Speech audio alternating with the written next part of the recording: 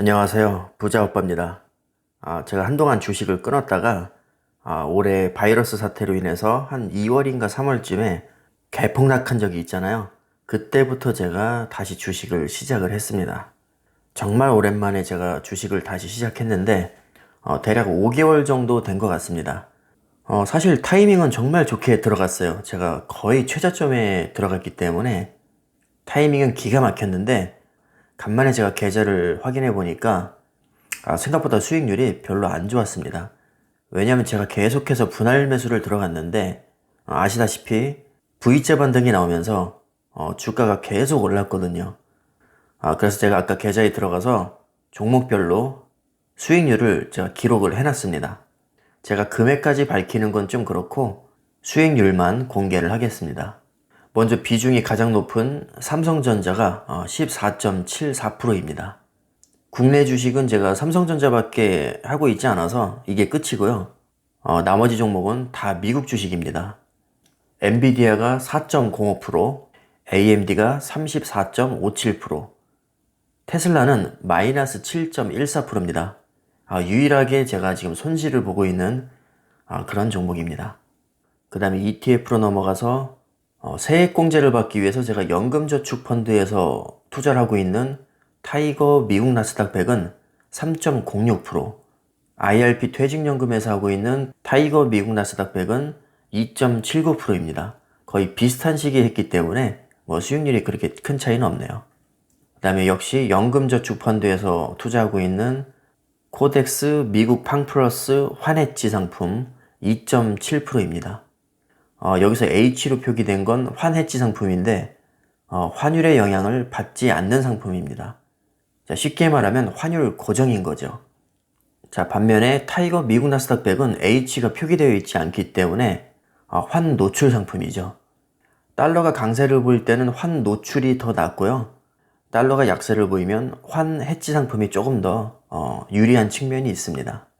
AMD 빼고는 사실 수익률이 그닥 좋지 않습니다. 결과적으로 V자 반등이 나왔기 때문에 한 번에 샀으면 오히려 수익률이 컸을 텐데 제가 계속해서 분할 매수를 하다 보니까 수익률 자체는 많이 떨어졌습니다. 대신에 금액은 계속 불어나고 있기 때문에 장기적으로 봤을 때는 나쁘지 않다고 봅니다. 자, 결론적으로 수익률이 그렇게 좋진 않지만 그래도 은행 이자보다는 훨씬 낫다고 생각합니다.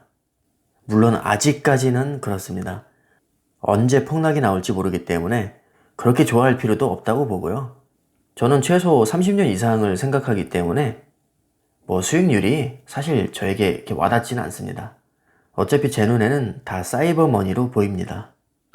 제가 비록 투자 금액이 그렇게 크지는 않지만 종목을 선택할 때는 저는 꽤 신중한 편입니다. 그래서 제가 각각의 종목을 선택한 이유에 대해서 잠깐 말씀을 드릴까 합니다. 일단 비중이 가장 큰 삼성전자에 제가 투자하는 이유는 D램, 낸드 플래시, SSD, TV, 냉장고, 스마트 사이니지, 중소형 올레드, 휴대폰, DDI, 스마트 카드 IC, 무선 스피커에서 삼성전자가 세계 1위입니다. 한 분야에서 세계 1위를 하기도 힘든데 10가지가 넘는 분야에서 이미 세계 1위를 하고 있습니다. 자, 그런데 이게 다가 아닙니다. 파운드리는 세계 2위인데 반도체 제조를 전문으로 하는 그런 사업을 파운드리라고 합니다. 그 다음에 스마트폰은 10년 이상 동안을 세계 1위를 놓치지 않았었는데 최근에는 순위가 좀 바뀌고 있습니다. 그래서 세계 1, 2위를 왔다 갔다 하기 때문에 1, 2위를 제가 따로 구분을 했고요. 5G 통신 장비도 세계 4위입니다. 원래는 1위였는데 얘가 4위로 지금 밀렸습니다. 그리고 R&D 투자 규모도 세계 2위고요. 이미지 센서도 소니에 이어서 세계 2위입니다. 모바일 AP는 세계 4위인데요. 이건 스마트폰에 들어가는 가장 핵심적인 칩입니다. 모바일 AP에는 CPU와 GPU를 비롯해서 여러 가지 기능들이 하나로 통합된 그런 통합 칩이라고 할 수 있습니다. 그리고 또 빼놓을 수 없는 게 2030년까지 시스템 반도체 세계 1위를 하겠다는 목표로 133조를 투자합니다. 세계 브랜드 가치도 최근 통계를 보면 세계 6위를 했고요. 못해도 10위 안에는 거의 듭니다.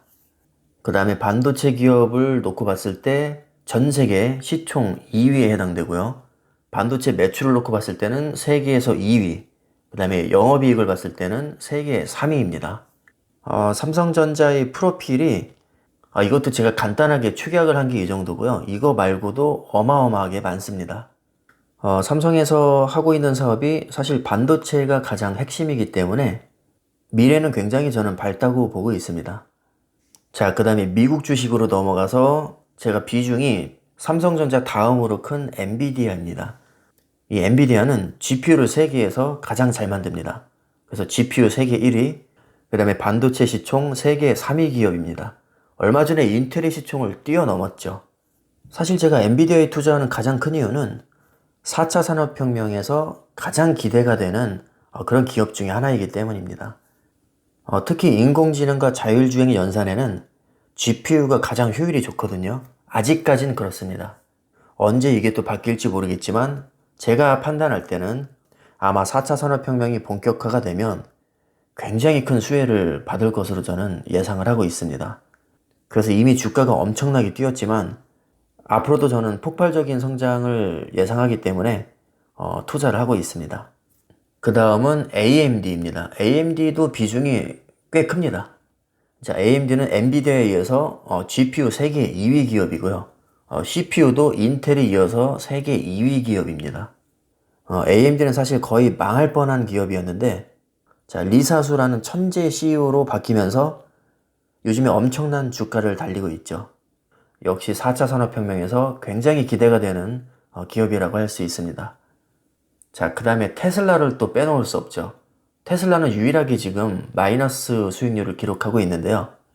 워낙에 화제가 되다 보니까 사실 제가 관심이 크게 없었는데 배 아파서 샀습니다. 물론 배가 아프다고 해서 그냥 막 사진 않겠죠.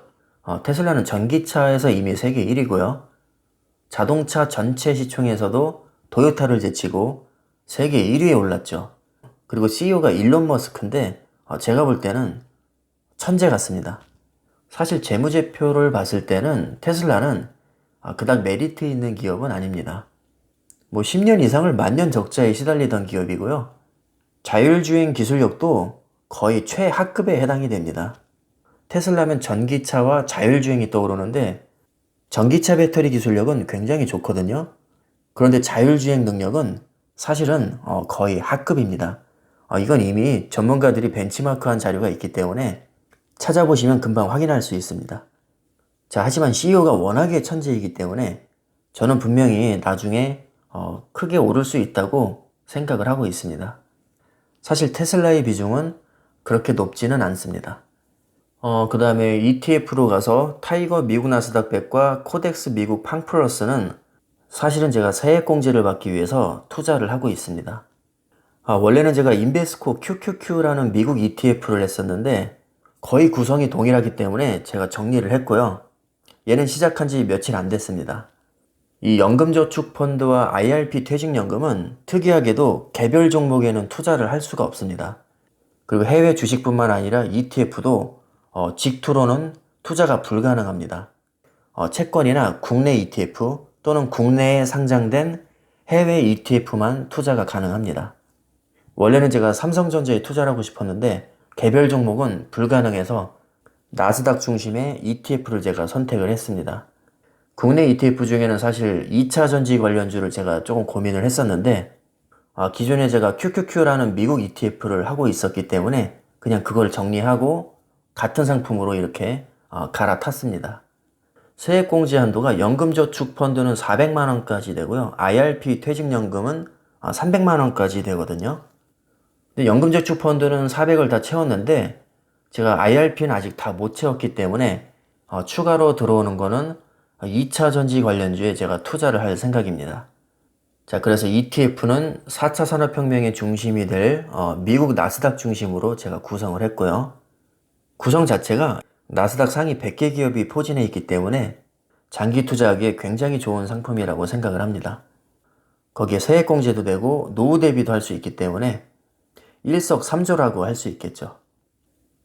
이렇게 제가 간단하게 정리를 해봤는데요. 도움이 되셨기를 바라겠습니다. 오늘 영상은 여기까지 하겠습니다. 감사합니다.